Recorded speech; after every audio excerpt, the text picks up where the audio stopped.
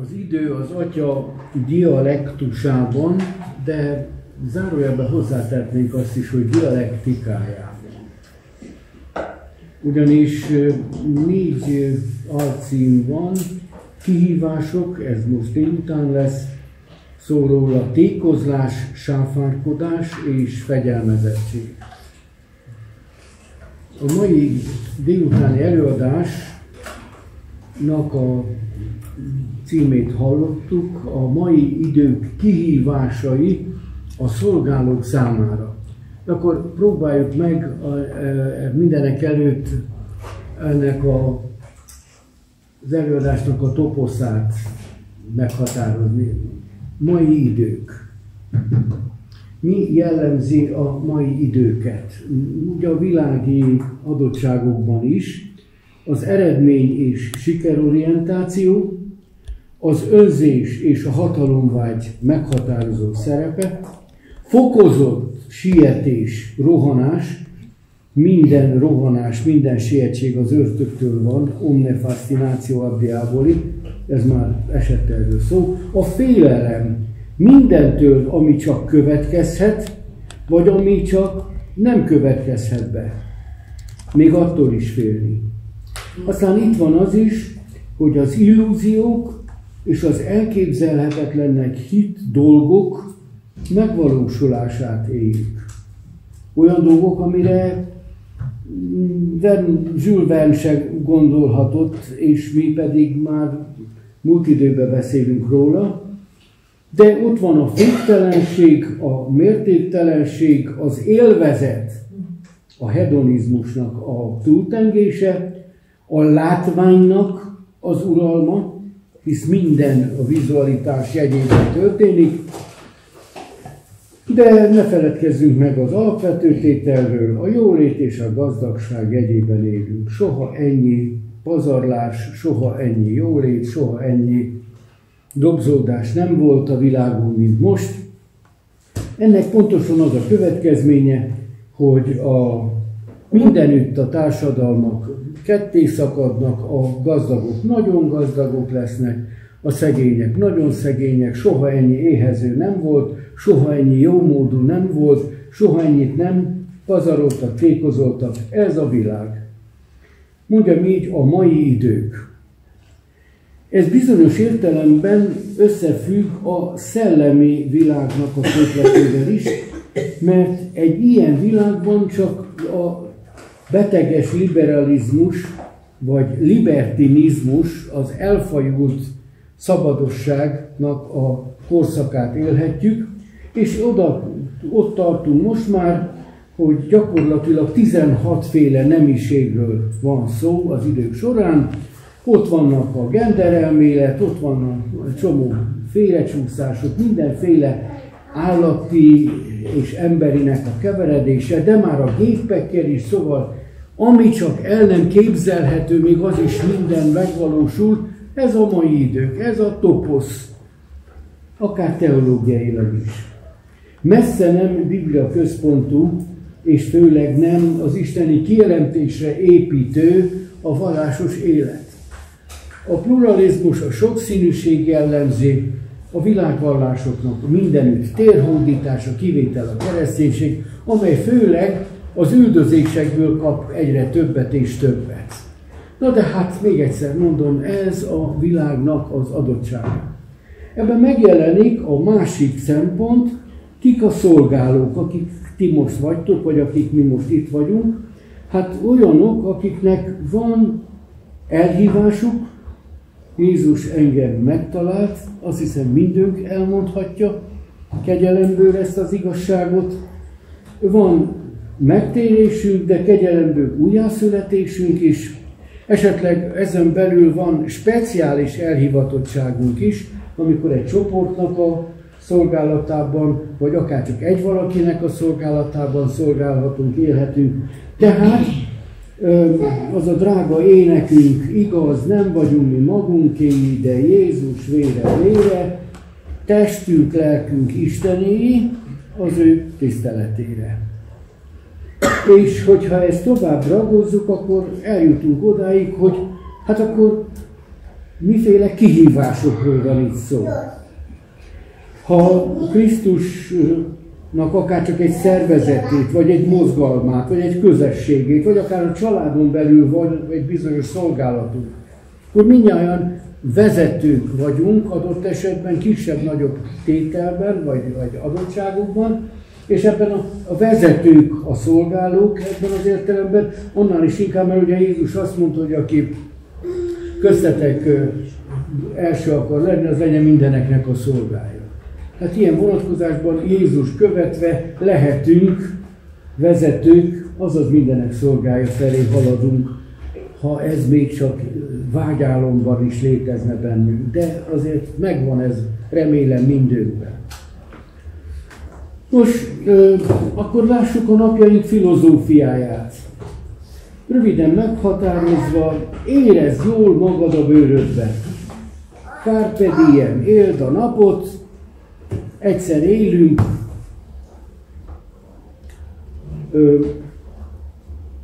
Annak idején egy Székelyudvarhelyen sétálok az egyik évfolyam társammal, van ennek már 25-30 éve, és azt mondja Pista barátom, hogy na ez az a templom, mutat rá egy kisebb templomra, ahol egy az Isten, de az se biztos. Én most itt nem az unitáriusokat akarom kipelengérezni, vére ne értődjön, de ez egy jellemző magatartás. Egy az Isten, de milyen jó, hogy az sem biztos. Minden relatív. És nem csak Einstein mondta a relativitást a maga helyén, hanem mi is megéljük ezt a hitéletünkön belül, ezt a relativitást, ezt a minden relatív, és abban ezért az élet filozófiája is az, érezd magad jól a bőrödben, éld a napot, múlik az idő, és aztán majd lesz valahogy. Éppen ezért, mert az egoizmusunk csúcsra járatásának a korszakát éli a világ, de azt kell mondanom, hogy nagyjából még az Anyaszent Egyház is, vagy bocsássatok meg, még a hívő világ is. Nem egyezünk meg egy vele. Akinek nem inge, az nem fogja magára venni. De akinek inge, mert nagyon hűvös lett kint, az gyorsan magára vesz, hogy meg ne fagyjon, és nehogy egy influenzával térjen haza, esetleg az örökké valóságát veszítse el. Akinek nem inge, ne vegye magára. De akinek inge, az gyorsan ragadja meg a lehetőséget, hogy ha éld a napot, akkor ez az önzésünk csúcsra járatásának az ideje. Ez a filozófia a világnak, és ebben valahol mi se akarunk elmaradni, ezért történhet meg, hogy még az újjászületett, az Isten népéhez tartozó gyermekei Istennek is bizonyos bűnöket, vagy bűncsonkokat, bűngyökereket megtűrünk. Egy fantasztikus könyvet olvastam, amit segítségül hívok. Kérdezték, hogy miről szolgálok, mondtam, hogy két dologról lehet szolgálni, vagy a lopott holmi adom elő, vagy a kegyelmi ajándékokkal fogok majd előállni. Egyik se tőlem van. Hát én most Jerry Bridges-től idézem a Megtűrt bűnök című könyvet. Érdemes lesz elolvasni, most nem tudom az egész könyvet se felolvasni, se részleteiben, de nagyon-nagyon elgondolkoztató még üzenet van benne. Isten népének tehát létezhetnek, vagy később rájövünk arra, hogy vannak megtűrt bűnei. Én most a kihívások vonatkozásában ezekről szeretnék egy pár mondatot szólni. Hát először is ezek a megtűrt bűnök olyan dolgok, amikre azt mondhatnánk, hogy hát elfogadhatóak. Ez a másik megjelölése ennek a bűnkategóriának. Tehát akár a hívő ember életében olyanok, amik vagy nagyon nem látszanak, ügyesen lehet takarni őket. Ja, a képmutatásban azért a hívő ember is megtörténik, hogy hát mondjam így, szocializálódtunk mi ebbe, annak idején, hogy kell valamit elrejteni. Különösen mi ebben a világban nagyon megtanultuk azt, hogy egyet mondunk, más gondolunk, és a harmadikra utalunk. Ebben mi büszkélkedtünk is. Na most, amikor az újjászületés után is átvisszük ezt a szellemi mechanizmust, akkor úgy mondhatnám, hogy elfogadható bűnökről és megtört bűnökről is szó lesz. Ismétlen, akinek nem inge, kérem, ne vegye magára. De esetleg hall olyasmit, amit valakinek a szerettei életében felismer, akkor azt viszont gyorsan ragadja meg. Az első ilyen, hogy ne húzzam túlságosan a szót, az istentelenség. Micsoda? Jól hallotta? Mit mondtam? Na, mit mondtam? Isten nélküliség. Istentelenség, ugyanis ez azt jelenti, hogy az ember a mindennapokban nem vagy alig-alig gondol Istenre, Isten akaratára, Isten dicsőségére, vagy az Istentől való függésnek a csodálatos gazdagságára. Azaz, Jakab 4, 13, 15. Tehát akik azt mondjátok, ma vagy holnap elmegyünk abba a városba, és ott töltünk egy esztendőt, kereskedünk és nyereséget szerzünk, azt sem tudjátok, mit hoz a holnap.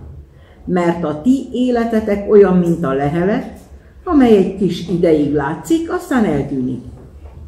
Inkább azt kellene mondanotok, ha az Úr akarja, és élünk.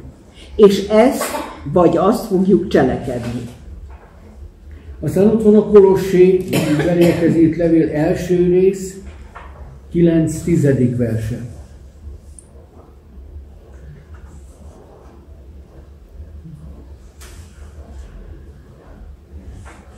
Azért mi is, amely naptól fogva ezeket hallottuk, nem szűnünk meg értetek imádkozni és kérni, hogy betöltessetek az Isten akaratának megismerésével minden lelki bölcsességben és értelemben, hogy járjatok méltóan az Úrhoz, teljes tetszésére, minden jó cselekedettel, gyümölcsöt teremvén, és növekedvén az Isten megismerésében. Járni az Úrral. Ez folyamat, ugye? Aztán ott van a Kolossé 3, 22-24 versei. Ti szolgák, szót fogadjatok mindenben a ti test szerint való uraitoknak, nem a szemnek szolgálván, mint akik embereknek akarnak tetszeni, hanem szíveteknek egyenességében, félvén az Istent. És valamit tesztek, lélekből cselekedjétek, mint az Úrnak, és nem embereknek. Tudván, hogy ti az Úrtól veszitek az örökségnek jutalmát, mert az Úr Krisztusnak szolgáltok. De akár a korintusi első levél 10. rész 31. versét is ide idézhetjük. 1 Korintus 10. 10:31. Azért akár esztek, akár isztok, akármit cselekeztek, mindent az Isten dicsőségére műveljetek. Valamint a Máté evangélium 5. rész 16. vers. Azért ez az igebőség, mert többféle szempontból ezt az alapelvet mutatja, hogy mit kellene tegyünk, azaz hogy vagyunk akkor, amikor az Istenre figyelünk, Istent kérdezzük, Istenhez kapcsolódunk, és nem a magunk a szétől. Akár szolgai állapotban. Úgy fényjék a ti világosságotok az emberek előtt, hogy lássák a ti jó cselekedeteiteket, és dicsőítsék a ti mennyei atyátokat. Nem titeket, a mennyei atyát dicsőítsék. Úgy élni, hogy a mennyei atya dicsőítessék. Nagyon fontos üzenet. Éppen ezért a Róma beliekhez írott levél második rész 23-24. vers. Az Isten telenség jele az is, hogy ha nem vagyunk Istennel bensőséges kapcsolatban. Tehát mondjam így, állandó közösségben. Róma 2, 23-24. Nem a Róma, hanem a Róma. Nem mi. Róma 2, 23. Na, nem. Aki azt mondott, 23. Igen. Ki a törvényben dicsekszel, a törvénynek megrontása által az Istent gyalázod-e? Mert az Istennek neve miattatok káromoltatik a pogányok között, amit meg van írva. Mert hogyha nem vagy kapcsolatban, élő kapcsolatban Istennel, akkor káromoltatik az Isten neve. És még egy utolsó gondolatot ide, Timóteushoz írt első levél, 4. rész, 5. vers. Miben gyakoroljuk magunkat? Mert megszenteltetik Istennek igéje és könyörgés által. Ezt akartad? Igen. Gyakorold magad az Isten félelemben, és akkor így ez egy megszentelt élethez vezet. Mi mindnyájan akkor, ha nagyon komolyan vesszük az igének ezeket a fedő gondolatait is, hát, ha nem is állandóan, de itt-ott istentelenek vagyunk. Hiányzik belőlünk ez a teljes, Istennel való élő, eredeti, szentséges kapcsolat. A második vonás az aggódás és a frusztráltság. Ez azt jelenti, hogy a nehézségek rendszerint a hétköznapi tevékenység idején állnak elő, a teendők során merülnek fel, a frusztráltság pedig a fájdalom idejére jelenik meg különösképpen. Azok az események idézik elő, amikor az ember nagyon-nagyon megterhelődik. Az aggódás Istenbe vetett bizodalomnak az ellentéte. Az aggódás tehát bűn. Mert azt hisszük, hogy a bizalmatlanság, amivel Istennel szemben viszonyulunk, azért bűn, mert az Isten gondviselésébe nem bízunk. És ez hogy ne lenne bűn? Vagy ott van a szorongás, az aggódás egy másik formája. Tartósabban fennálló, nehéz vagy fájdalmas körülményekből, érzéséből válik elő. Például egy gyakorlati példát mondok, amikor egy fogyatékossággal élő vagy született gyermeknek a szülei elkezdenek azon gondolkozni, hogy mi lesz ezzel a gyermekkel, amikor ők már nem lesznek. Ki fog rá gondot viselni? És ez egy olyan szorongást okoz, vagy amikor elkezd valaki azon tépelődni, hogy mindent leépítenek. Jön a nagy recesszió. A németek már nem jönnek az autóiparral, hova megyek, mit kezdek, de közben ott van a családgondja, ott van a saját életem, elkezdtem egy tanulmányt. Miért fejezzem be? Úgyse fogok helyet kapni. Frusztráltság, csak 3 okot említettem hirtelen, ami a hívő ember életében is megjelenhet, vagy akár terhelhet. Itt van például a Péter első levele 5. rész 7. vers. Minden gondotokat őre vessétek, mert neki gondja van rátok. Igen. Hát ez lenne az egyetlen egészséges lehetőség. Akkor miért nem élünk vele következetesen? Hát tudjuk, hogy neki gondja van ránk, miért nem engedjük át neki ezeket a terheket, amik bennünket nyomorgatnak.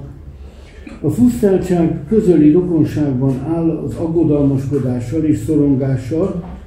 Az aggodalmaskodás félelemmel jár, a frusztráltsággal bosszankodás vagy akár harag is járhat. Aki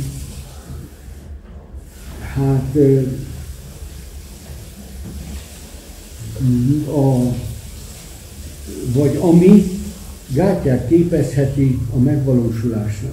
A 139. Zsoltár 16. versében olvasunk erre vonatkozóan. Látták szemeid az én alaktalan testemet, és könyvedben ezek mind be voltak írva. A napok is, amelyeken formáltatni fognak, holott egy sem volt még meg közülük. És nem csak a testi értelemben vagy lelkiértelemben formáltatásunknak a kifejezése ez, hanem továbbra is az egész életünknek a folytatására vonatkozik.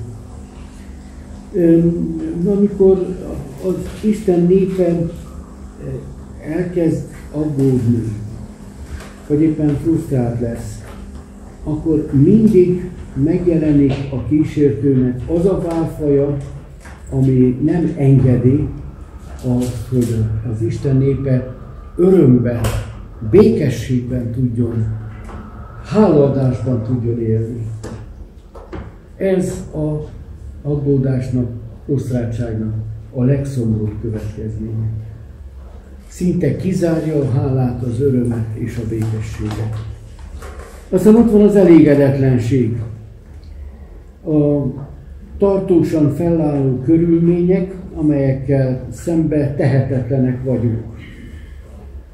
Létezik egy jogos elégedetlenség is, például a növekedésünkkel, vagy a társadalomban tapasztalható igazságtalanságnak kapcsolatosan, a gonoszságokkal kapcsolatosan, ezek jogos elégedetlenségek, de létezik egy változni nem akaró körülményeknek által kiváltott elégedetlenség, úgy is mondhatnánk, hogy ez egy bűnös elégedetlenség. Ha például valaki nem szereti a munkáját, mert nem fizetik meg eléggé, nem talál társat, holott már esetleg középkorban, vagy még idősebb korban van, és valahol nagyon fáj neki ez a magány. Vagy hiába vár a gyermekáldásra, nagyon gyakori. Vagy boldogtalan házasságban él, ne talán testi fogyatékosságban szenved, húzamosabban. De az is lehet, hogy folyamatosan betegségekkel küzd.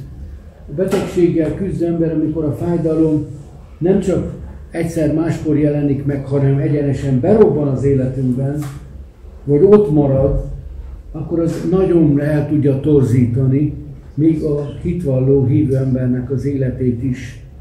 Pedig hát nekünk kellene ebben példát mutatni, hogy mindenre van erőm a Krisztusban, aki engem megerősít. Miért erősít? Mert hát gyenge vagyok. Úgy van erőm, hogy neki ő megerősít. Nem azért, mert én olyan erős lennék. Nos, az elégedetlenség is bűn tehát. Mert van itt egy ilyen mondás, Uram, kész vagyok elfogadni, amit adsz, nélkülözni, amit nem adsz meg, és lemondani arról, amit elveszel. De jó lenne ezt a bölcsességet mindig alkalmazni. Jobb könyve első részének 21. versével szeretném most ezt a gondolatot zárni. Minden körülmények között szilárdan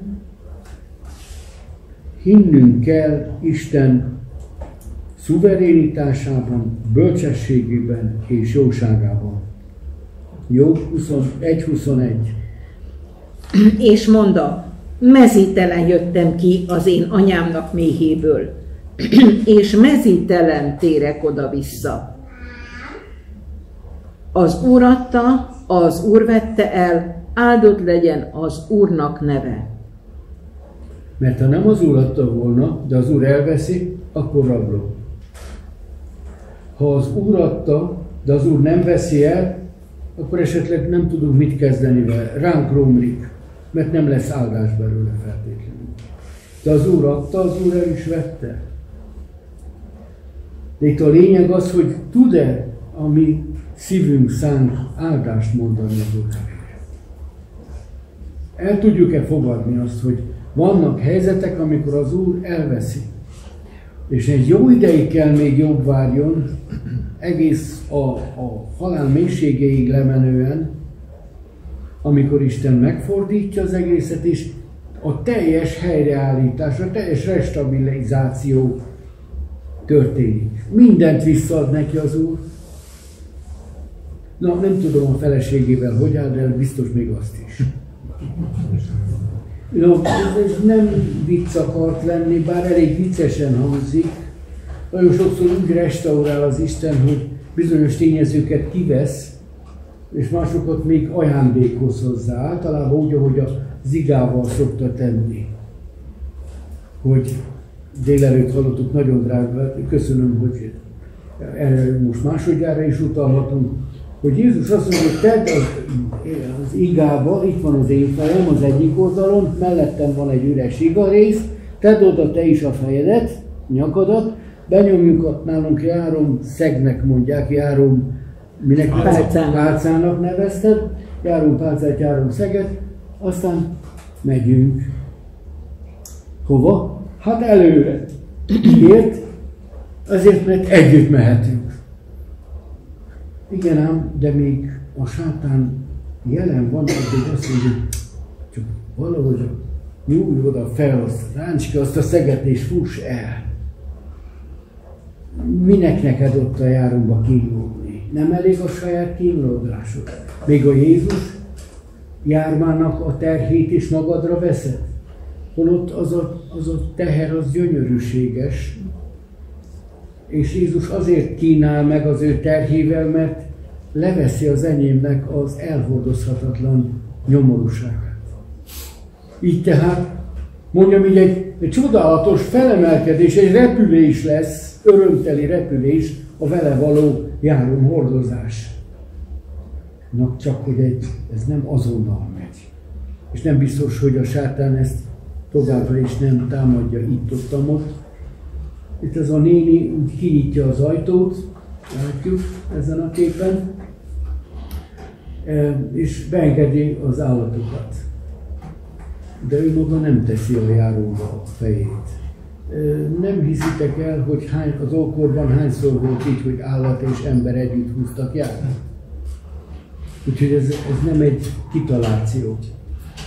Az Jézus, amikor erre utal, akkor ezzel kínál meg bennünket. A következő az a hálátlanság.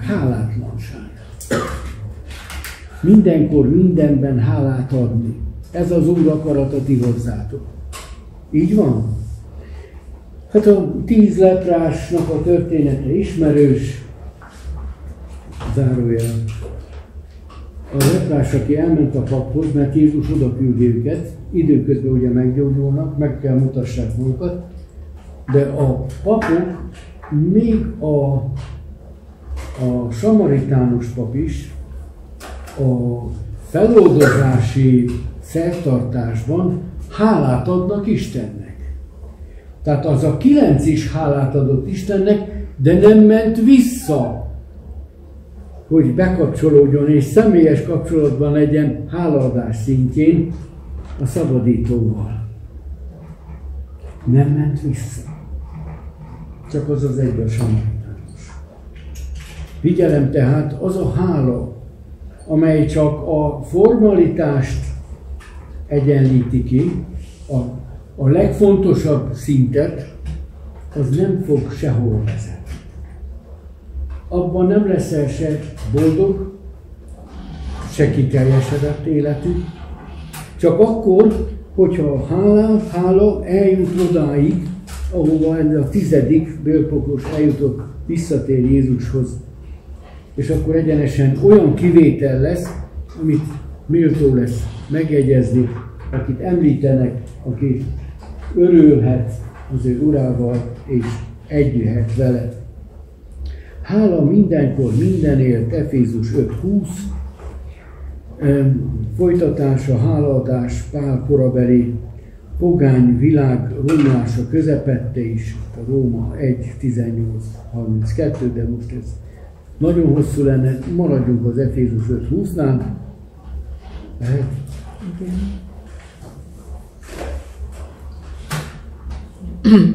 Hálákat adván mindenkor, mindenekért, ami Urunk Jézus Krisztusnak nevében, az Istennek és Atyának. Korunk kultúrája 3 dologban nagyon szegény.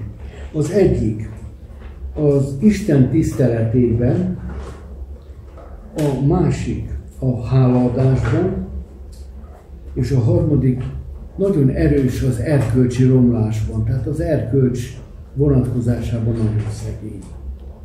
Ebben a 3-ban. Éppen ezért a hálátlanság korát éljük.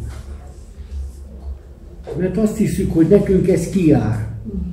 Ugye a reklámszöveg. Mert ez neked kijár. Megérdemled. Megérdemled. Van ilyen vasszolás is. Köszönöm. Most a mi bűnünk nagyobb, hogyha Isten gyermekeként hálátlanságban vergődünk, vagy éppenséggel mulasztunk, mert nekünk el kéne jutni odáig, hogy a hála legyen az életformánk. Azaz, ne is tudjunk másról, mint az, hogy hála, hála, hála. Persze ne csak mondani, ne csak szajkózni a hálaadást, hanem gyakorolni. Például, hogy lehet hálát adni mindenért? Hát úgy, hogy mindent az Úrnak tulajdonítva, mert őtőle kaptuk.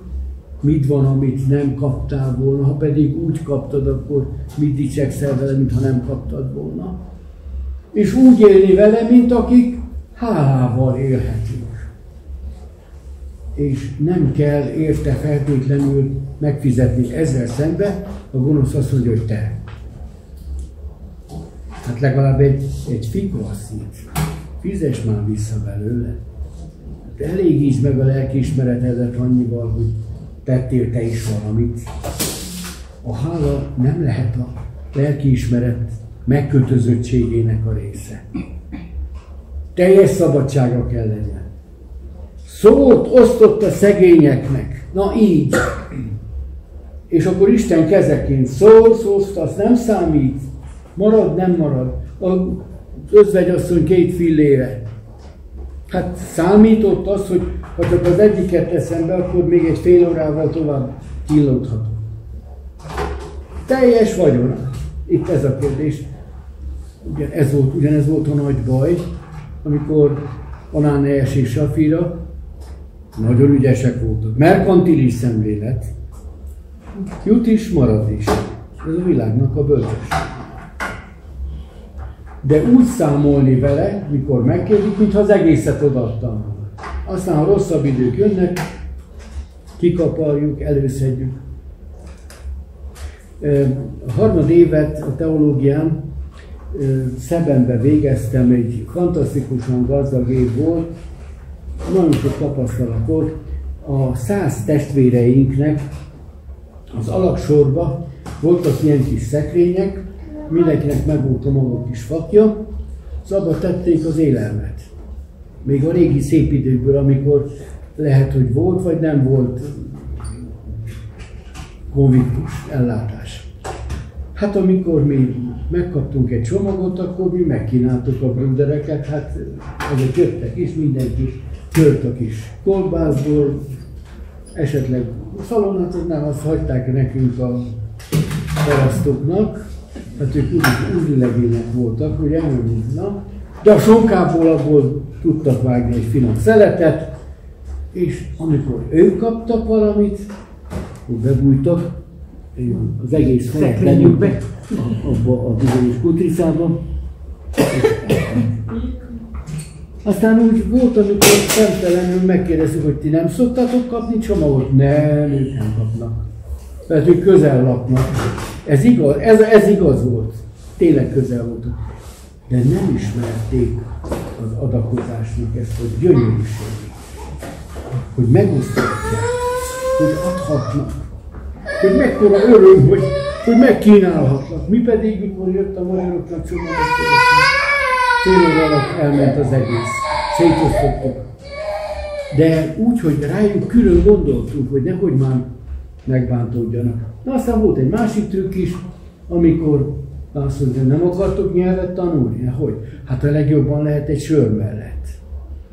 Aztán mi fizettük az első rundot is, a másodikat is, a harmadikat is, és ők pedig szépen elfogadták, és hát persze beszélgettünk németül. Mi örültünk, hogy nyelvtanulás is volt, nem csak teológiát tanultunk, de ebben az értelemben teológiát nem igen tanulhattunk, mert csak az önzés teológiájára jutott idő és alkalom. De nem bántani akarom őket, testvéreim. Csak úgy eszembe jutott, amikor erre gondoltam, hogy hát igen, hálátlanság. Jó, menjünk tovább, testvéreim, az idő nagyon telik, bocsássatok meg. Ott van a büszkeség.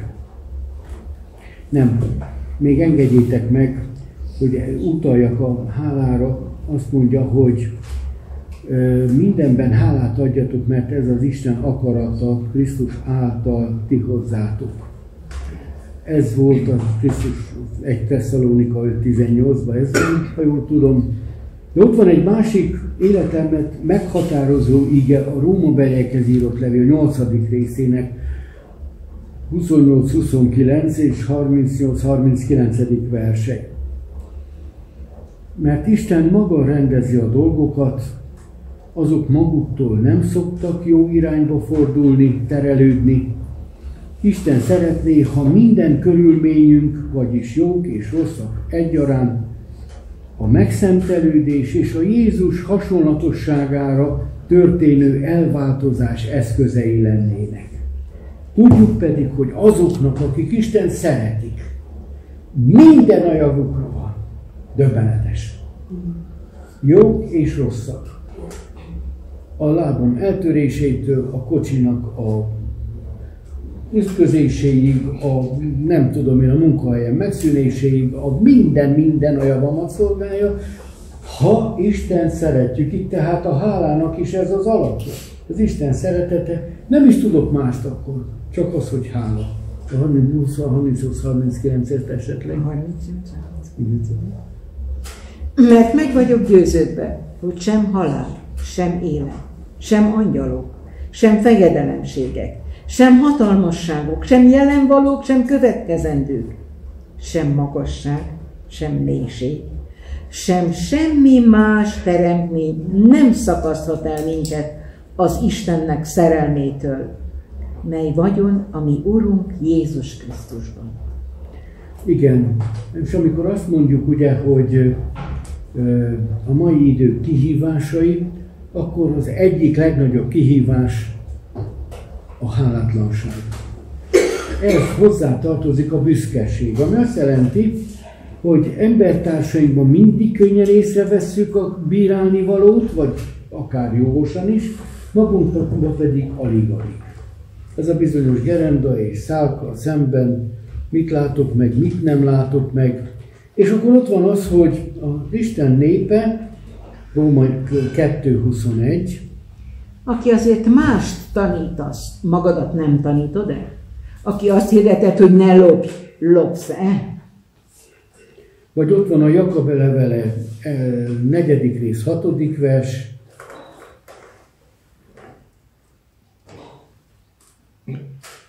De majd nagyobb kegyelmet ad.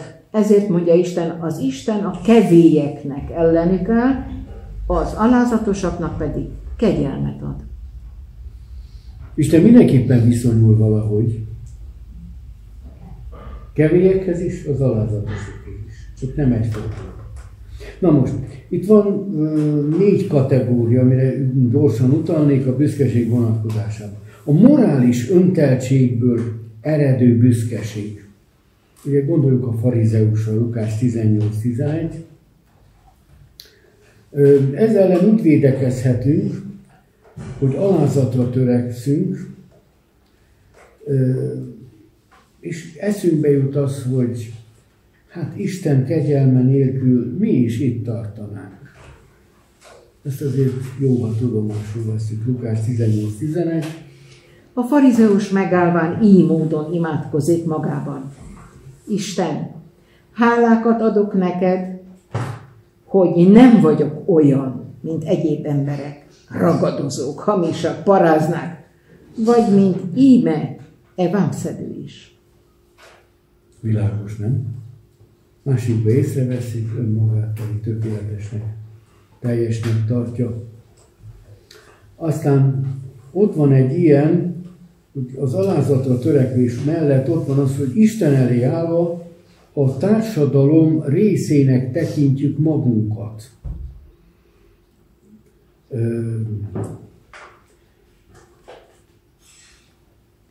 Ott van Esdrásnak a példája. Példás életet élő, istenfélő ember lehetett.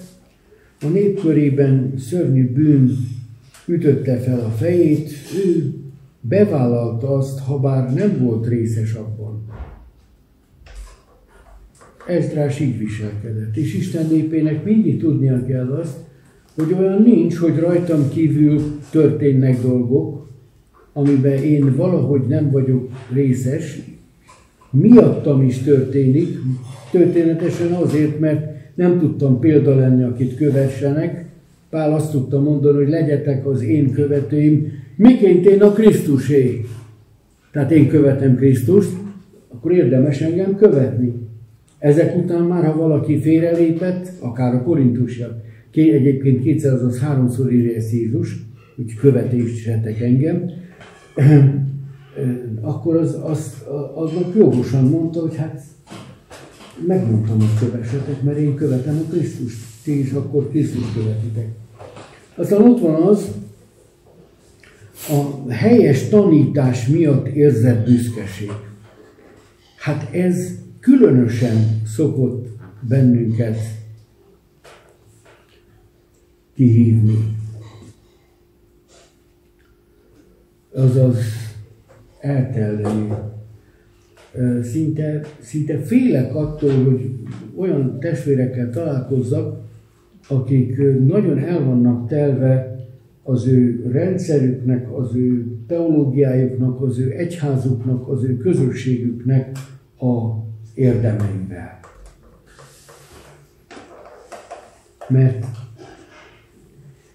sugárzik belőlük az önteltség, a büszkeség és a mások felé való lenézés.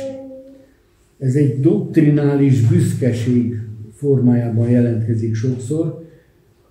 Én azt hiszem, ha jobban utána nézzünk, akkor a legtökéletesebb tanítás, tanrend is bizonyos értelemben megkérdőjelezhető, vagy éppen támadható, vagy éppen nyomorúságossá válhat.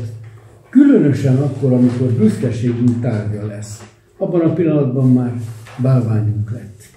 És Isten azt le fogja építeni. Csalódni fogunk benne. Ezért féltem azokat a drága testvéreket, akik az elmúlt fél évben mentek át egy karizmatikus csapatba. Jaj, de nagy lesz a bukás. De nagy lesz az esés. Nem azért, mert aki ezt a közösséget, ezt az Istenbe alapozó, drága testvéri közösséget nem látja a helyét, és kevesli, ott csak bukás jöhet. És mivel nem tudok rajtuk segíteni, ez különösen fáj. De könyörgök az Úrnak, hogy nyúljon utánuk, hogy bélelje ki a zuhanásukat, hogy párnára essenek. Ne törjék össze végzetesen magukat. Aztán ott van az elért eredmények miatti büszkeség. Hát ezt nem is kell magyarázni, igaz? Vagy ott van, itt két alapelv van, segítség az elismerés utáni bűnös vággyal szemben, haszontalan szolgák vagyunk, azt tettük, ami kötelességünk volt. Ismerjük ezt a üzenetet? Haszontalan szolgák vagyunk. Ezt olyan valaki mondja, vagy tanítja, aki haszontalanná lett, ugye a bűnné lett, átokká lett, csak azért, hogy mi nem maradjunk bűnben és átokban. Ne legyünk haszontalanok. Aztán ott van a másik vonatkozás, minden elismerés az Istentől ered, bárki legyen a közvetlen forrása. Ezt is vegyük észre. És jusson eszünkbe. Aztán ott van a függetlenségből eredő büszkeség, különösen amikor szembeszegülünk egy tekintéllyel, és abban érezzük a mi rendkívüliségüket, hogy hát én úgy megmondom Bold és Mikinek, vagy a nem tudom én kinek, még a teológia professzorának is, vagy ennek vagy annak, mert én jobban tudom ebben, vagy más vonatkozásban. Ismerős az, amikor azzal versengenek a mi fiatalabb korosztálybeli lelkész testvéreink, hogy ki nyert több pályázatot, ki mennyit hozott. Mikor ennek alapján hívnak meg lelkészeket, hogy ki milyen eredményes, mármint az pályázásokban. Vagy, ugye, ütközünk az úton, kinek van nagyobb ismerettsége. Nem azt számít, hogy ki volt a hibás, teljesen minden. Azt úgy lehet beállítani, hogy akarjuk. Kinek van nagyobb ismerettsége? Ha nem a rendőrségnél, akkor az ügyészségen, ha nem ott, akkor a bíróságon, stb. De mikor ez a hitvalló életet élők között zajlik hasonló jelenség, akkor az tragikus. Azt mondtam, függetlenségből eredő büszkeség, vagy ott van a taníthatóság hiánya. Amikor valakit nem lehet megszólítani, megtanítani, se a szeretet vonatkozásában, se a hála vonatkozás, semmiben mindig azt mondja, hogy én tökéletes, én jól csináltam mindent. Nekem nincs mit tanulok. Ne Berke Sándortól tanulni. És ne Csabától, és ne Miklóstól, és ne tőled, és ne... De tanuljon az Úrtól. És hogyha ez egy idétlen, ideges, szerencsétlen szolga közli, akkor a küldőt lássa, ne a szolgát minősítgesse. Következő. Tessék? Akkor jó. Látod az időt. Hát látom, de hát azt mondom. Mikor kezdtük? 19-kor. Az idő van miértünk, nem mi az időért. Igen. Jó. Az önzés. Sötét foltok egy hitvalló Isten gyermeke vagy teológus életében. Az önzés. Önző természettel születünk, de újjászületésünkben is magunkkal visszük az önző természetet. Hát nem, csak éppenséggel azokat a gyökér darabkákat esetleg, meg itt-ott nagyon meg tudnak erősödni. Volt életemben egy olyan időszak, kb. 20 évig, újjászületésem után, amikor azt hittem, hogy engem az anyagi dolgok nem tudnak érdekelni. Már csak azért is, mert én csak a régi ruhákat szeretem, úgy kell elvegye a feleségem, eltüntesse valaki, hogy én ne vegyem észre, egyszer csak valami új van a helyén. Nem szeretem átrendezni a fiókomat, se semmi. Omusi koszorika, nem? Az ember és a madárkája.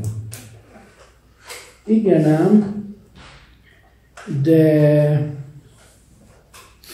az önzésnek van egy olyan helyzete, amikor az érdekeinkkel áll összefüggésben, és érdeklődésünk tárgya lesz. Azt mondtam, hogy nem érdekelnek az anyagiak, és egyszer csak... Na jó. Én soha nem szoktam elfogadni, biztos ti se, semmit így esketéskor, temetéskor, semmit, súszorpénzt nekem ne adjanak, de a hónap első napján az előző hónapi fizetésemet szeretem. Nem, hogy a 15. napján voltam, addig mert piacból élünk, és kegyelemből, nem? Szóval megtörténik, hogy 2 hónapon keresztül nem jön annyiba az egyház kasszával, hogy az államsegély mellett az egyházi részt felvegyem. Miklós ezt sokszor átélt. Tessék? Miklós ezt sokszor átélt. Miklós ezt sokszor átélt, akkor bocsáss meg Miklós, hogy én csak egyszer értem át, de az is kiborított. Ugyanis én azt tudtam mondani, hogy Uram, hát annyi parázna, nem akarom másként mondani, tolvaj, hűtlen, szerencsétlen kollega van, és jobbnál jobb parókiákon pompáznak, és nem győzik, hogy lopják össze magukat betegre. És nekem te nem adod meg azt a, tudod nagyon jó, hogy kínosan nem veszek semmit, mert ha elfogadtam volna ezen a temetésen, azon a csúszópénzt, ha kaptam is, én azt gyorsan lenyugtáztam. Akkor viszont már az egyházközségé, nem az enyém. Tehát Isten kegyelméből mondom ezt. Hát hogy van ez, Uram?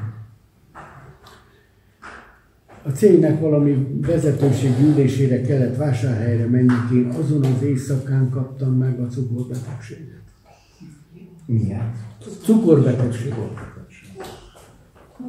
De nem tudtam, hogy az Úr már elindította azokat a drága testvéreket, akik pont annyit hoztak, valami holland segély volt, amennyiből fel tudtam venni a fizetést. Ilyet még Berke Sándor sem mondhat, hogy hol vagy Isten?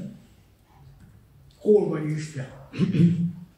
Bocsássatok meg, ez nem lehet kibírni, ezt a nyomorúságot, amikor Isten gyermeke ilyen mélyre kerül az önzésnek erre a szintjére.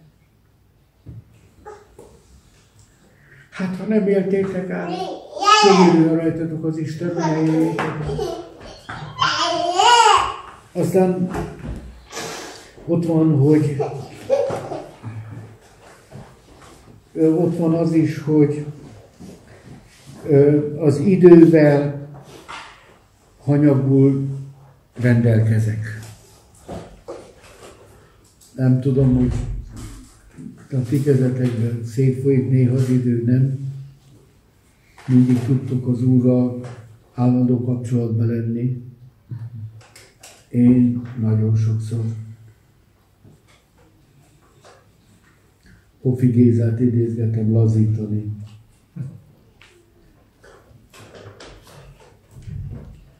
Szabad. Bocsásson meg az Úr. Szeretnék ezután kevésbé lazítani, de mindig az Úrban pihenni. Mert szükség van a lazításra, de nem úgy, hogy Isten nélkül, hanem az Úrra, az Úrban. Aztán ott van a pénz területén mondtam az önzést már, vagy figyelmetlenség vonatkozásában, önzés, mikor nem veszem észre a másikat. Nagyon sokszor elestem ebben. Isten gyermekeként nem érzékeltem, hogy például most érzékelem, hogy már 44 az idő, és mennyit elvettem tőletek. De hát ha nem próbálom személyesé tenni, akkor talán nem értitek, hogy ez mennyire rólam szól. Mindegyik valamilyen formában. És könyörüljön az Úr, hogy tudjuk ezekből szabadulni, mert miről van szó? Kihívásokról. A mai idő kihívásai számomra, számodra, a szolgálók számára, ezek mind-mind kihívások, amiben belesétálhatunk, vagy nem. Kegyelem megőrizhet, de nem kötelező megőriznie. Igen. Azt mondja, a következő, van még minden. Az önuralom hiánya. Az önuralom, hát itt a példabeszédek 25-28, ugye Salamon példájával igazolta azt, hogy figyelmen kívül hagyta Isten intelmét, ő drága árat fizetett az önuralom hiányáért. Feleségei, Cherchez la femme, mindig így van. Akinek pedig nincs felesége, ott Cherchez la hiányzó femme. Ott az a baj. Mindig van valami baj. Mindig valami hiányzik. Szóval, igen. Mint a megromlott és kerítés nélkül való város, olyan a férfi, akinek nincsen birodalma az ő lelkén. Halljátok? Az önuralom hiánya. Vagy ott van Józsué 6:1-5. Józsué 6, 1-5-ig. Igen. Jerikó pedig be és elzárkózott volt az Izrael fiai miatt, se ki nem jöhetett, se be nem mehetett senki. És mondta az Úr Józsuénak, lásd, kezedbe adtam Jerikót és királyát a sereg vitézeivel együtt. Azért járjátok körül a várost, mint ti hadakozó emberek, megkerülvén egyszer a várost, így cselekedjetek 6 napon át. És 7 pap hordozzon 7 kos szarvból való kürtöt a láda előtt, a 7. napon azonban 7-szer kerüljétek meg a várost, a papok pedig kürtöljenek kürtökkel. És ha majd belefúrnak a kos szarvba, mihelyt meghalljátok a kürtnek szavát, kiáltson fel az egész nép nagy kiáltással, és leszakad a város kőfala magától, és felmegy arra a nép ki az előtte való helyen. Az önuralom nélkül ez lehetetlen lett volna. Isten adta az ő népének az unuralmat, hogy addig visszafogja magát, de amikor megszólalt a kőfal, kiáltás és neki esni a városnak, mert ledőlnek a falak. Van egy ilyen, hogy az önuralom az a Galata beliekhez írott levél 5. részének a 22-23. versei, ugye a lélek gyümölcse, tehát a 9. szőlőszem, ha úgy tetszik, ha egy fruitról beszélünk, az az önmegtartóztatás, a mértékletesség. Egyértelmű, de ott van az, hogy az önuralom hiánya az utolsó napok jellemző bűnei közé sorolja Pál a 2 Timóteus 3.3. 2 Timóteus 3.3. Szeretet nélkül valók, kérlelhetetlenek, rágalmazók, mértéktelenek, kegyetlenek, a jónak nem kedvelői. Aztán a Titushoz írt levél 2. rész, 2. vers, 5. és 6. vers. 2. rész, 2. vers. Titus 2.2. Igen, hogy a vénemberek józanok legyenek, tisztességesek, mértékletesek, a hitben, szeretetben, tűrésben épek. Legyenek mértékletesek, tiszták, háziasak, jók, férjüknek engedelmesek, hogy az Isten beszéde ne káromoltassék. Az ifjakat hasonlóképpen intsed, hogy legyenek mértékletesek.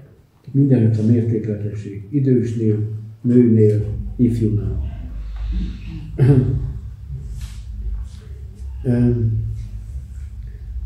Az üdvözítő kegyelem ugye megjelent Titus 2.9 és következő versekben. Péter többször, és Péternél is többször int az, hogy legyünk józanok, gyakoroljuk önmagunkat a józanságban, a mértékletességben. Most nem sorolom. Az önuralom, vágyaink, sóvárgásaink, indítatásaink, érzelmeink és szenvedélyeink kordában, helyes mederben tartása. Ezt még egyszer felolvasom, mert ez egy 10 pontos megfogalmazás. Azt mondja, az önuralom, vágyaink, sóvárgásaink, indítatásaink, érzelmeink, szenvedélyeink kordában, helyes mederben tartása. Nem önmagunk által, nagyon fontos, hanem saját erőre hagyatkozva nem tudunk sehova menni, önmagunk felett viszont a Szentlélek erejével gyakoroljuk ezt az uralmat. A Szentlélek erejével gyakoroljuk ezt az uralmat. Na, akkor 3 területen gyakorol önuralom. Most nagyon magam mellett fogok beszélni. Evés és ivás. Na nézzetek rá. 2. Indulatok. Forró fejűség például. És a 3. a személyes pénzügyek.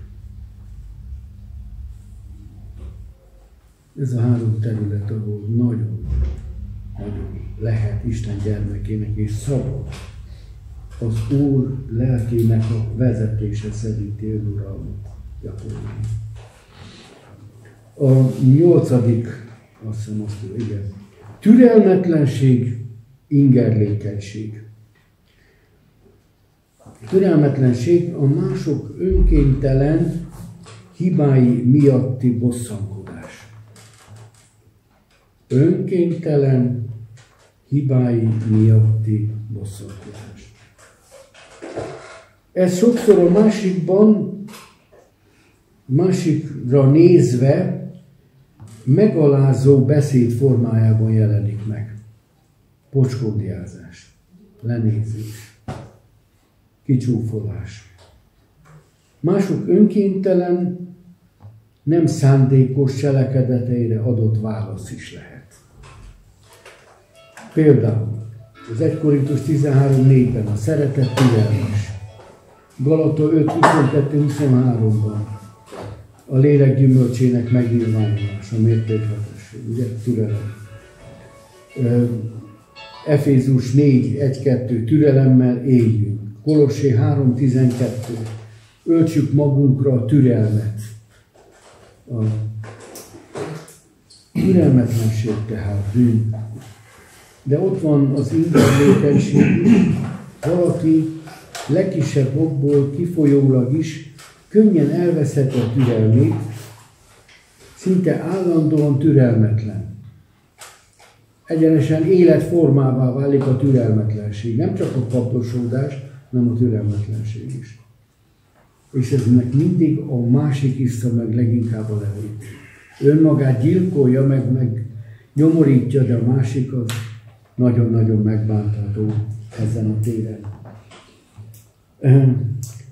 Azt írja Jézus példája 1 Péter 2:23-ban, hogy nem viszonozta a gyalázatot, a gyalázást, a fenyegetőzést.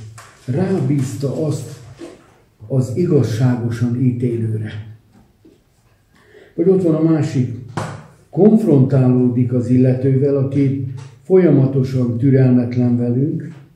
Másik ember bűnös tetteit valószínűleg Isten azért engedte meg, hogy növekedjünk olyan bibliai erények terén, mint türelem és alázat. Tehát valahol a mi javunk miatt engedte meg a türelmetlenségét a másiknak. Aztán ott van a harag.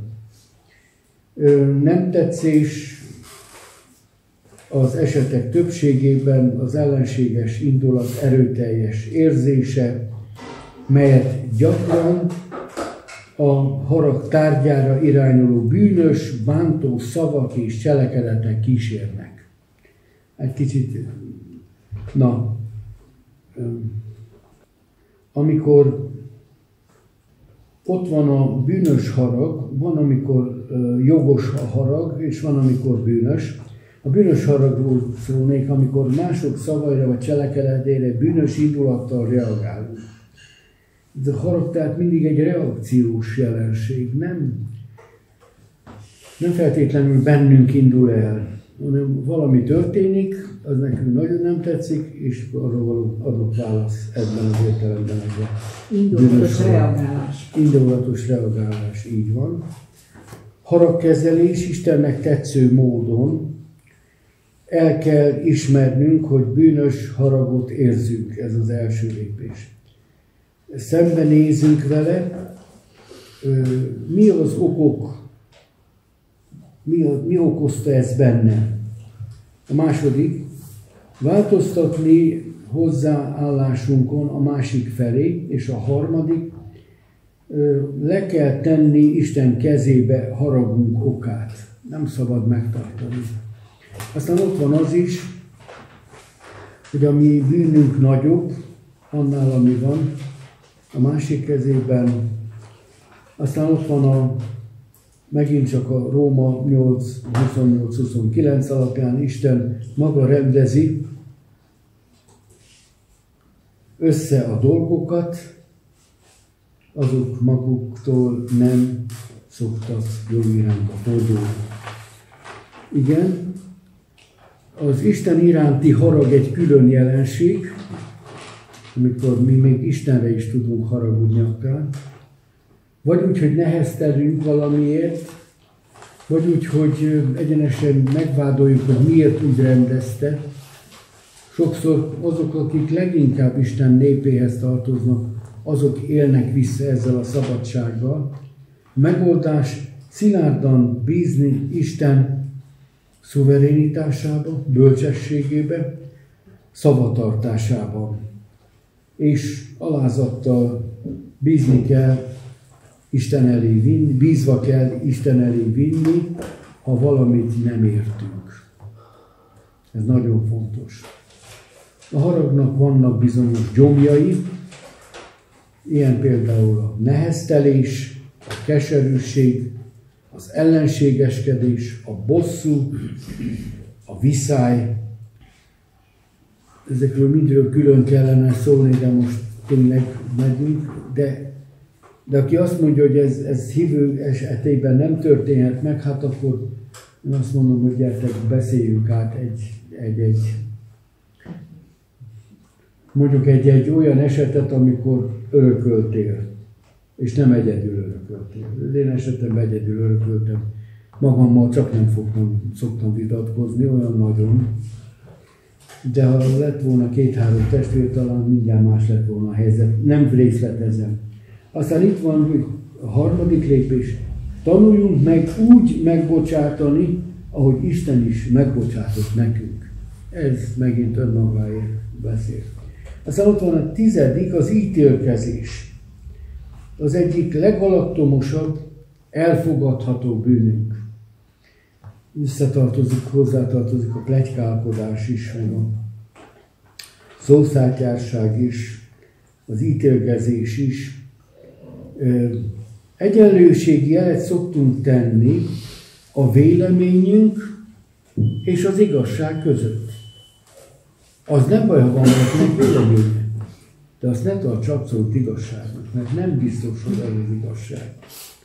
Vagy ott van az, hogy Isten igéje bizonyos gyakorlatokat határozottan elítél. Itt most megint nem részletezem, de vannak ilyenek, amiket Isten azt mondja, hogy ez eleve nem lehet. Vagy ott vannak hitelmeink miatti ítélkezést, erre már történt az előbb utalás. Vagy ott van a kritikus lelkület, amikor mindig valami nem jó, mindig valami nincs a helyén, mindig valami szokássá vált a keresése a hibának. És ez a hívemberek életében is elég gyakori jelenség. Nem azt keresem, ami miatt hálát adhatok az illető életében, vagy ami miatt előrehaladás volt az életében, ami miatt áldást kapott, és aminek örülhetek én is.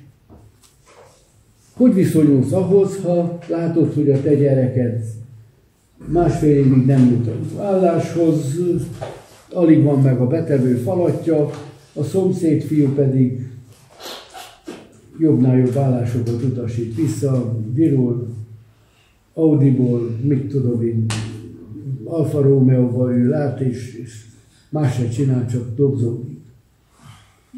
Hogy viszonyulsz ehhez?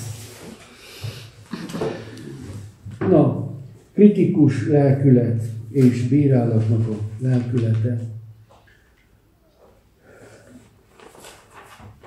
És ehhez hozzá tartozik az irigység, féltékenység és hasonló bűnök. Itt egy szóval a rivalizálásról van szó.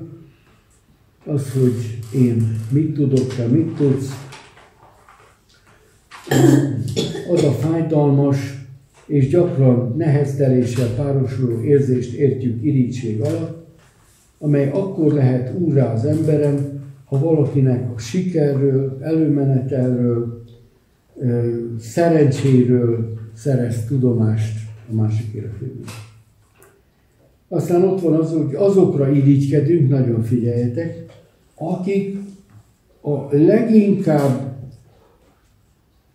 akikkel a leginkább tudunk azonosulni. Tehát akikkel nagyon hasonlóak vagyunk. Másik, azokat a dolgokat szoktuk irigyelni tőlük, amit a legtöbbre becsülünk. Miért van neki, miért nincs nekem? Aztán ott van két igét azért csak olvassunk el, Róma 1.29 és Galata 5.21. Róma 1.29, ez mindig jusson eszünkbe ilyenkor az irigység vonatkozásában. Akik teljesen minden hamissággal, paráznasággal, gonoszsággal, kapzsisággal, rosszasággal, rakvák, irítséggel, gyilkossággal, versengéssel, álnoksággal, rossz erkölcsel.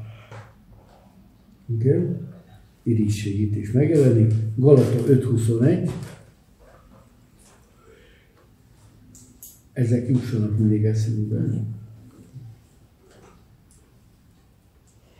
A testnek cselekedetei között van, sok minden, irítségek, gyilkosságok, részegségek, dobzódások és ezekhez hasonlók, melyekről előre megmondtam nektek, amiképpen már ezelőtt is mondottam, hogy akik ilyeneket cselekeznek, Isten országának örökösei nem lesznek.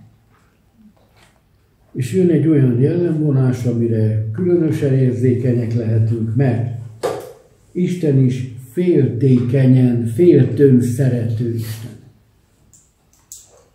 És mi az ő képei, nagyon szeretjük őt ilyen értelemben valahol másolni, amikor féltékenyek vagyunk, és féltőn szeretjük azt, ami úgy gondoljuk, hogy minket illet. Például a zsidó hatóságok féltékenyek voltak a keresztényekre, mert ugye azok áttértek hozzájuk, Abcsel 5.17-18, vagy ott van a Piszidiai Antiókiában féltékeny zsidók Pálra és Barnabásra, vagy Saul király féltékeny Dávidra, emlékezzünk a történésekre. Igen, a féltékenységnek a kezelése.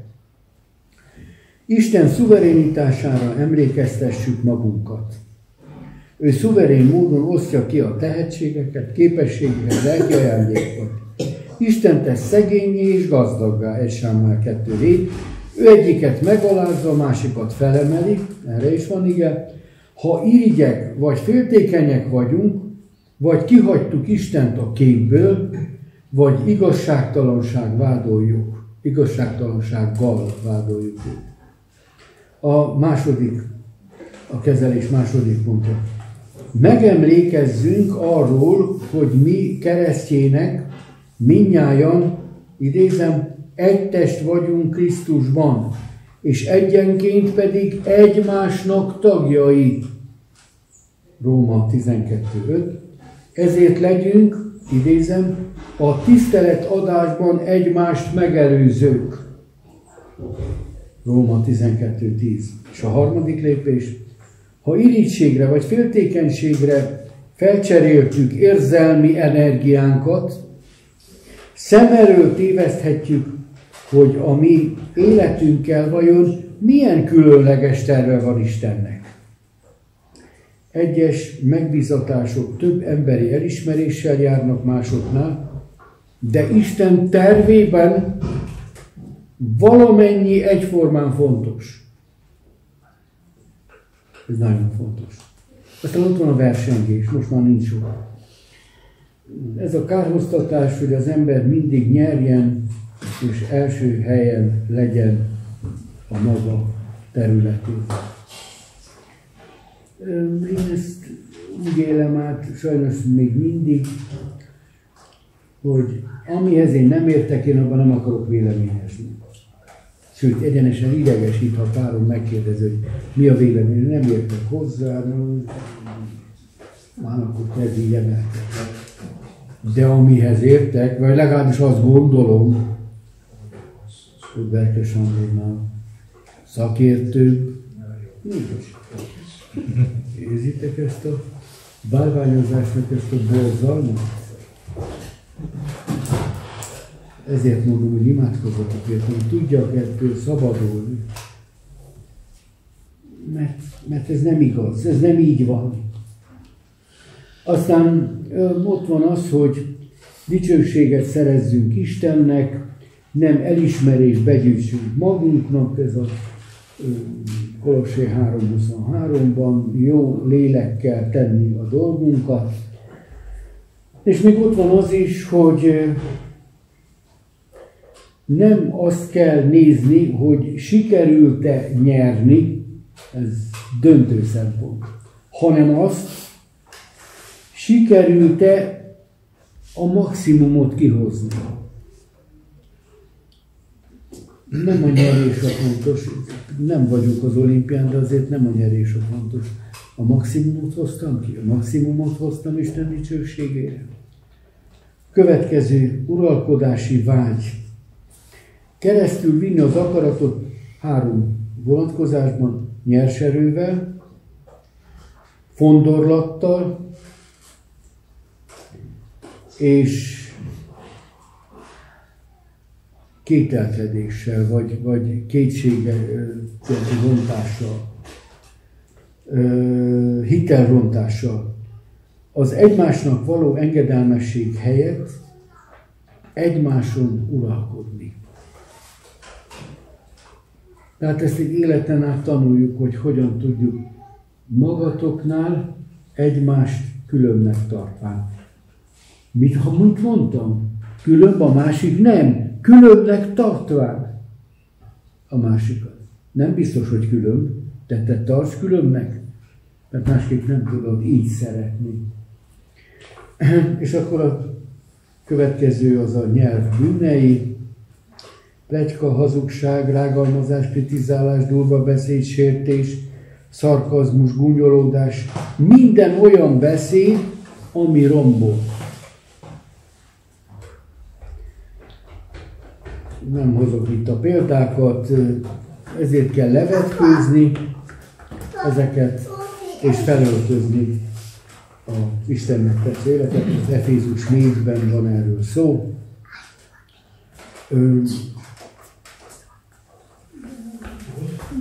Mindig tegyük fel a kérdést, és ez legyen a beszédünknek az alapja, hogy az, amit mondani akarok, ez épít, vagy rombol. Utaltam arra, hogy a szabadosság idejét éljük, a keresztények is nagyon sokszor csak az első részét gyakorolják, vagy idézik a Pál apostoli tanításnak, miszerint minden szabad nékem, de nem minden használ, és nem minden épít. Nem minden használ a közösségnek, és nem minden épít engem is. Nos, akkor csak azt vegyem, ami használ és épít ilyen értelemben. És a nyelv bűneire nézve, itt nem veszem sorra,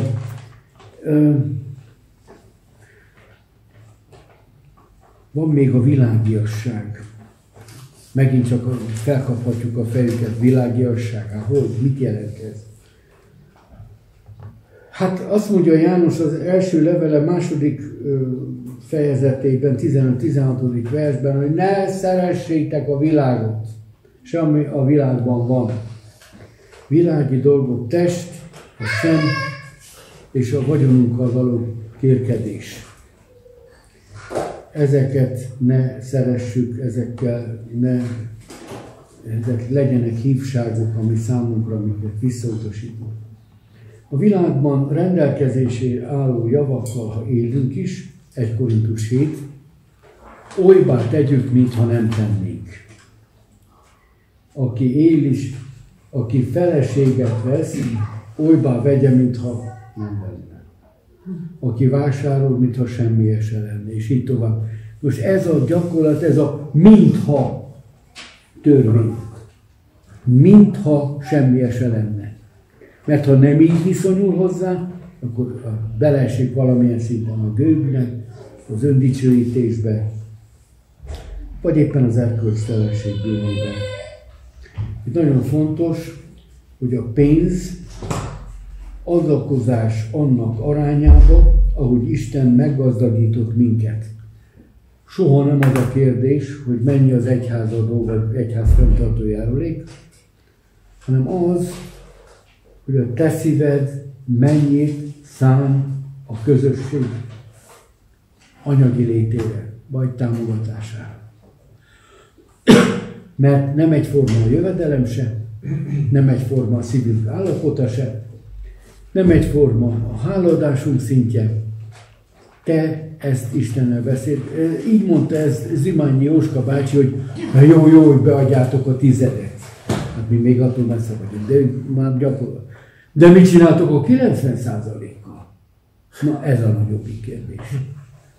Azt kinek adjátok? Azzal mi történik? Hát én is ezt kérdem. Ha nem 100% az Úré, akkor a 10 hartod, adtad, hanem nem lesz rajta áldás.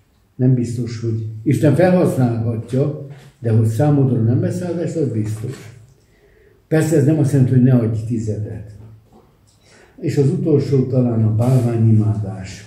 Ugye az volt a tétel, hogy a mai idők kihívásai és a keresztények bálványimádása. Itt 3 bálványt akarok csak megemlíteni, az egyik a gyermekeink.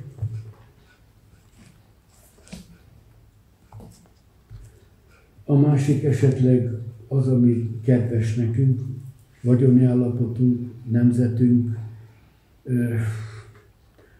státusunk, egy munkahely vagy valami. És a harmadik az, hogy olyas valami, amitől rendkívüli módon félünk. Félünk, hogy ha megszerezzük, és félünk, ha elveszítjük. Például az életünk. Soha nem kísértett meg a gonosz a halálfélelemmel? Megfog. Nyugodt lehet, hogy megfog. Emlékszem rám, helyettesítettem Juhász Tamást, akkor ő kint volt Münzelbe, és egy vasárnap délben odaérek, akkor 3 éves volt a kicsi lánya, feleségbe várt, és nagyon kedvesen fogad, és bőnből a kislány, de sír, de ugrálva sír. Kérdem, hogy mi baj, vagy én tőlem ilyetnek, de hogy azt mondja. Kérdezze már meg tőle, tiszteletes, mondja a feleség. De mi baj van? Félek a haláltól! 3,5 éves kislány. Nem tűnt képmutatásnak. Hogy ő hogy találkozott a halál gondolatával? A kis csirkéje pusztult el, vagy a kis mocskája, vagy nem tudom. De félt a haláltól. Vagy félünk a fájdalomtól, vagy az egészségünket. Hát ez mind az élet velejárója, az élettől, igen. Tehát nagyon sok minden válhat bálványunká. Mi a bálvány? Olyan imádott vagy tisztelt jelenség, ami Istennel azonos szint, esetleg még magasabb szintre emelkedett. Bármi lehet az. Egy gondolat bánt engemet. Nem vagyok Pető. Sándor vagyok, de nem Pető. Nem? Nem hazudtam talán, nem? Tessék? Ami nélkül nincs biztonságérzetünk, az a bálvány. A jobbik felem megszólalt, és igaza van. Ami nélkül nincs biztonságérzetünk, és ami rombol, ezért bálvány. Testvéreim, úgy átrohantunk ezeken, de érzitek, hogy vannak kihívásaink. Én végig azon imádkoztam előzőleg is, hogy legalább egy a 17-ből, mert annyit daráltam itt le, 17 kihívásból, vagy ha úgy tetszik, megtűrt bűnből, 17 elfogadhatónak tűnő bűnből, hát ha 1, vagy 2, vagy ki tudja hány. Talán süllyedt, mint a bizonyos hajós játéknál, ismeritek azt, ugye? Amikor kockákat kipixelünk egymásnak a nem látott lapján. Talán süllyedt, akkor engedjük, hogy a lélek szóljon hozzánk. És ne engedjük, hogy másként nem. És köszönöm a feleségemnek, hogy ilyen türelmes volt, ezt külön meg akartam nyilvánvalóan köszönni, hogy csak 2-szer mutatott az órára, nem 12-szer. No, türelmes lett. Tanult el mellettem, türelmes. Látjátok, milyen jó, miért jó 46 éve házasnak lenni? 46. éve házasnak lenni. Nem, de nektek is külön köszönöm. És ti még türelmesebbek voltatok. De bocsássatok meg, hogyha nem bírtam rövidebben mondani, így is körülbelül a 3/4-ét lenyeltem. Csak meg ne roncsom a gyomromat, hogy tudjak jó idően vezetni. No. Igen, pont. Köszönöm szépen, testvérek. De igen, ha nincs egy kis vidámság, akkor még azt hiszitek, hogy itt egy ilyen automata becsegetnek valamit. Szerettek nevetni? Nem szerettek? Biztos? Valami vidám. Akkor ti újjászületett népre vagytok az államban is. Szerettek.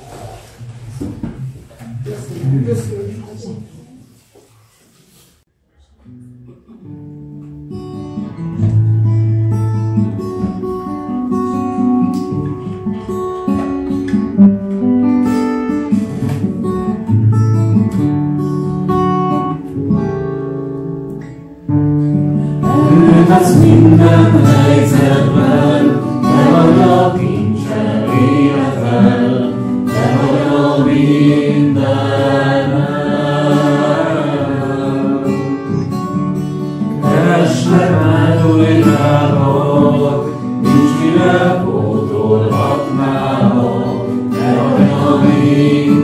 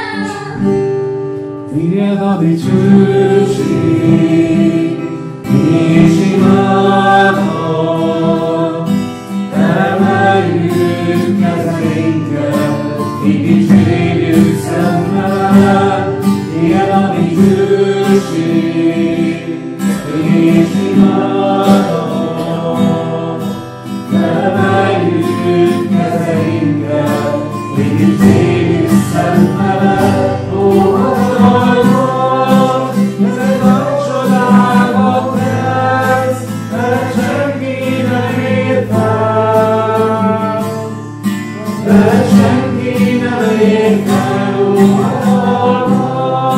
kezed nagy csodákat tesz, mert senki nem ér fel, mert senki nem ér fel. Tiéd a dicsőség és irádat, elálljuk és minket, dicsérjük szentnek. Tiéd a dicsőség és irádat, elálljuk a szívünket, dicsérjük szentnek. Kezed nagy csodákat tesz, mert senki nem ér fel, mert senki nem ér fel. Kezed nagy csodákat tesz, mert senki nem ér fel, mert senki nem ér fel. Tiéd a dicsőség és irádat, felajánljuk életünket, dicsérjük szentnek. Tiéd a dicsőség